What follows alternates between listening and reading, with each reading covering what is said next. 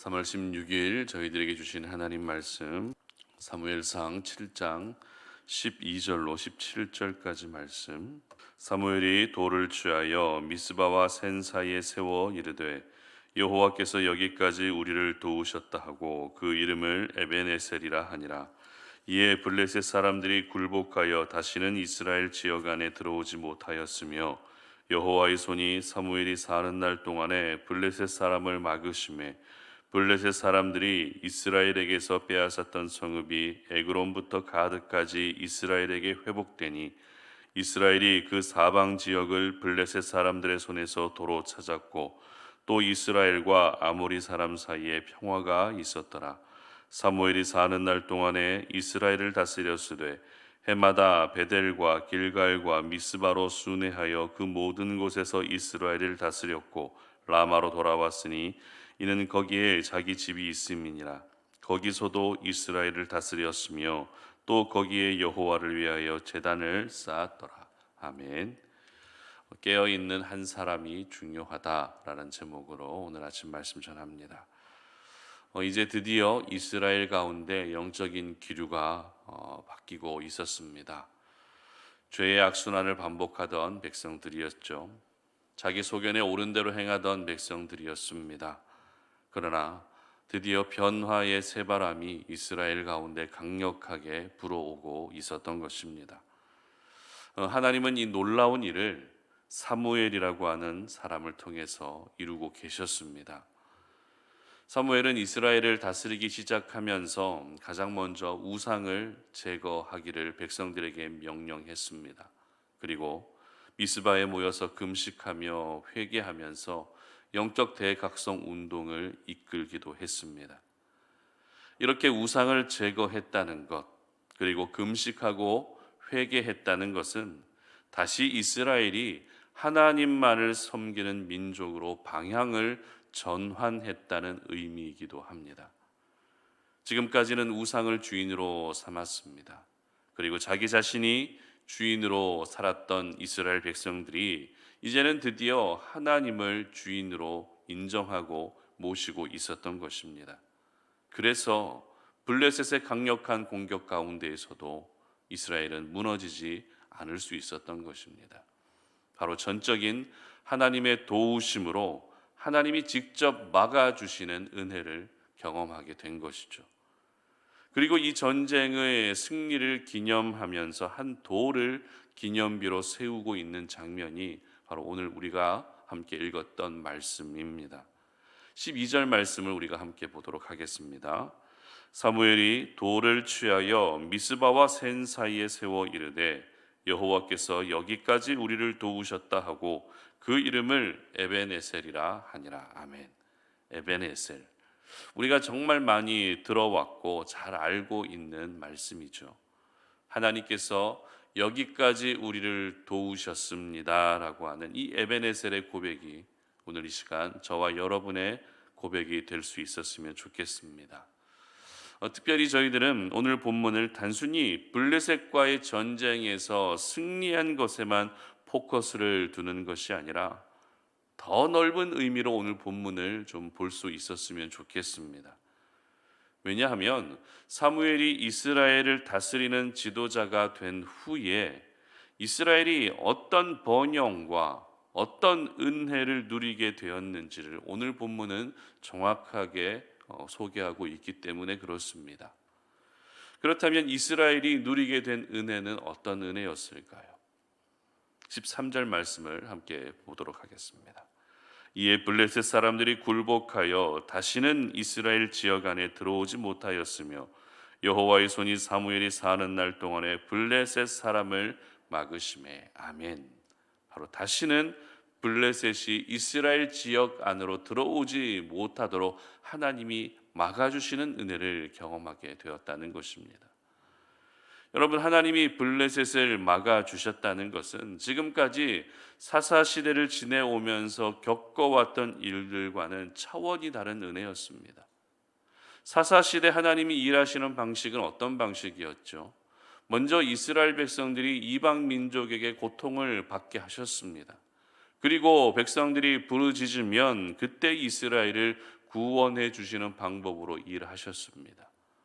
그러나 사무엘이 이스라엘을 다스리기 시작하면서는 일체 대적들이 이스라엘 지역 안으로 들어오지도 못하도록 완전히 막아주셨다는 것입니다. 다시 말해서 이방 나라로 인한 고통과 괴로움은 더 이상 겪지 않게 하셨던 것입니다. 얼마나 큰 은혜입니까? 물론 고통 속에서 구원해 주시고 살려 주시는 은혜도 참으로 귀한 은혜이지만 될 수 있다면 그 고통을 아예 겪지 않는 것이 더 좋지 않겠습니까? 바로 하나님이 이스라엘 백성들 가운데 이렇게 일하셨다는 것입니다. 뿐만 아닙니다.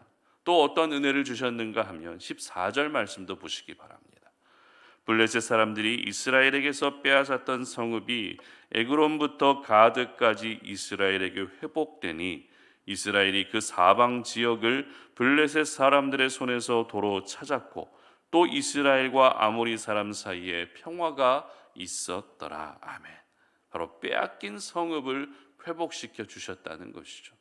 그리고 이방 민족들과 평화로운 관계를 유지할 수 있게 해 주셨던 것입니다. 이로써 이스라엘은 더 이상 외세의 침략을 받지 않아도 된 것이죠. 항상 평화로운 날들을 보낼 수 있게 되었고 가장 중요한 것은 하나님을 향한 신앙을 회복하는 데 온전히 집중할 수 있는 모든 환경이 만들어지게 되었던 것입니다. 이처럼 하나님은 영적인 암흑으로 가득했던 이스라엘 가운데 새로운 은혜의 빛을 한없이 내려주고 계셨던 것입니다.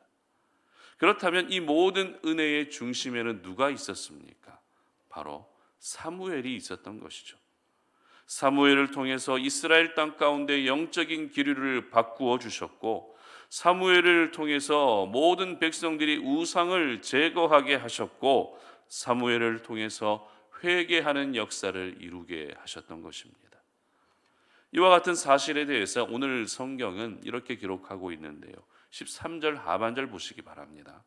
사무엘이 사는 날 동안에 블레셋 사람을 막으심에. 아멘. 사무엘이 사는 날 동안에 블레셋을 막아 주셨습니다. 그리고 15절입니다. 사무엘이 사는 날 동안에 이스라엘을 다스렸으되. 아멘. 바로 사무엘이 사는 날 동안에 이와 같은 모든 은혜를 허락해 주셨던 것입니다. 오늘 저희들은 사무엘이 사는 날 동안에 베풀어 주셨던 하나님의 은혜를 묵상하면서 깨어있는 한 사람이 얼마나 중요한지를 저희들은 깨닫게 됩니다. 시대가 아무리 영적으로 어두운 시대라 할지라도 깨어있는 한 사람이 있다면 그 사람을 통해서 우리 하나님은 일하시는 것입니다. 많은 사람들이 우상을 섬기고 죄악을 행하고 있어도 깨어있는 한 사람이 있다면 소망이 있는 것입니다. 지금까지 우리가 살펴봤던 사사시대는 이스라엘 역사상 가장 어두운 시대였습니다. 언약궤를 빼앗기고 엘리 제사장과 두 아들마저도 죽었습니다. 그리고 이가봇, 하나님의 영광이 떠났다라고 말할 수밖에 없는 그런 시대였습니다. 그러나 그 어두운 시대라 할지라도 깨어있는 한 사람이 있음으로써 그 세상이 바뀌고 있었던 것입니다. 그렇습니다. 우리 하나님께는 깨어있는 한 사람이면 충분합니다. 하나님이 워낙에 위대하시기 때문에 깨어있는 한 사람만 있으면 그 사람을 통해서 우리 하나님은 이 세상을 송두리째 바꾸어 주시는 것입니다. 그러면 그 깨어있는 한 사람이 누가 되어야겠습니까? 바로 여러분입니다. 바로 저희들이라는 것입니다. 여러분이 이 어두운 시대에 깨어있는 한 사람이 되셔야 한다는 것입니다. 그래서 여러분을 통해서 세상이 변하고 여러분을 통해서 교회가 변하고 여러분을 통해서 가정이 변할 수 있어야 하는 것입니다. 그렇다면 깨어있는 한 사람이 되기 위해서는 어떻게 해야 할까요? 오늘 저희들은 사무엘의 모습을 통해서 중요한 사실을 발견하게 됩니다. 17절 말씀을 함께 읽어보도록 합니다. 라마로 돌아왔으니 이는 거기에 자기 집이 있음이니라. 거기서도 이스라엘을 다스렸으며 또 거기에 여호와를 위하여 제단을 쌓았더라. 아멘. 바로 하나님께 제단을 쌓고 예배하는 것입니다. 하나님을 예배하는 깨어있는 한 사람이 하나님이 이 시대에 사용하시는 사람인 것입니다. 특별히 오늘 사무엘이 하나님을 위해 제단을 쌓았던 곳이 어디였는가 하는 것이 참 중요한데요. 여러분, 어디에서 제단을 쌓았습니까? 바로 라마에서 제단을 쌓았다고 기록하고 있습니다. 그러면 라마가 어떤 곳입니까? 바로 사무엘이 살던 집이 있는 곳이었습니다. 다시 말해서 사무엘은 이스라엘 전 지역을 순회하며 다스리면서도 그곳에서도 제단을 쌓고 하나님을 예배했지만 집으로 돌아와서도 여전히 하나님을 예배했다는 것입니다. 이처럼 사무엘은 자신이 있는 곳이 어디이든지 자신이 있는 곳이 어디인지에 따라서 영적으로 긴장을 하고 긴장을 늦추고 이렇게 살지 않았다는 것이죠. 일하는 곳에서만, 사역을 하는 곳에서만, 살아가는 곳에서만 영적으로 긴장하고 집으로 돌아와서는 영적으로 나태해지지 않았다는 것입니다.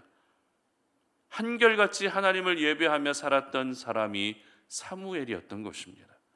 바로 이것이 사무엘로 하여금 항상 깨어 있게 할 수 있었던 것이죠.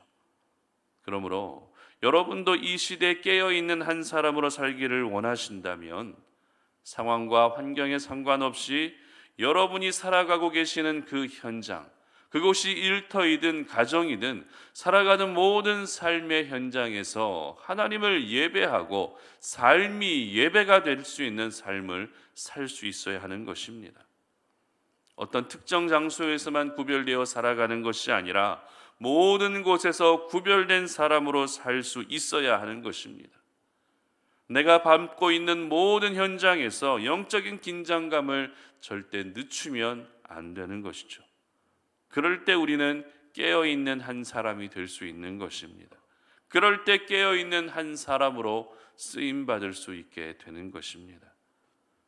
여러분의 가족들 가운데 아직 예수님을 믿지 아니한 가족들이 계시다면 정말 그것은 안타까운 일이지만 그럼에도 불구하고 여러분이 그 가정에서 깨어있는 한 사람으로 살고 계시다면 여러분의 가정도 소망이 있는 것입니다.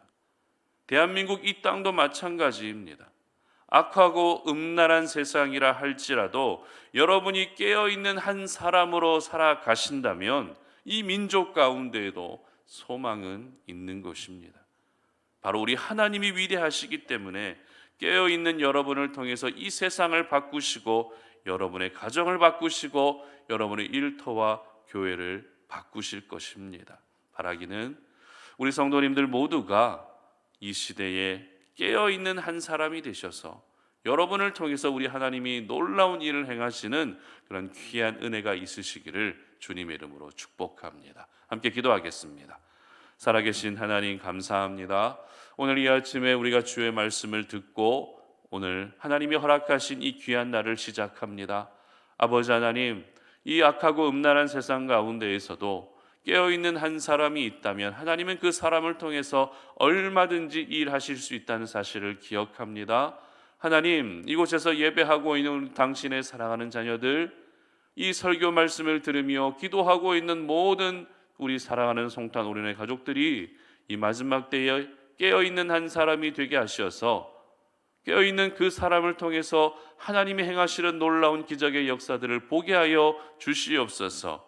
우리가 주어진 자리에서 날마다 하나님을 예배하는 삶을 살기를 원합니다.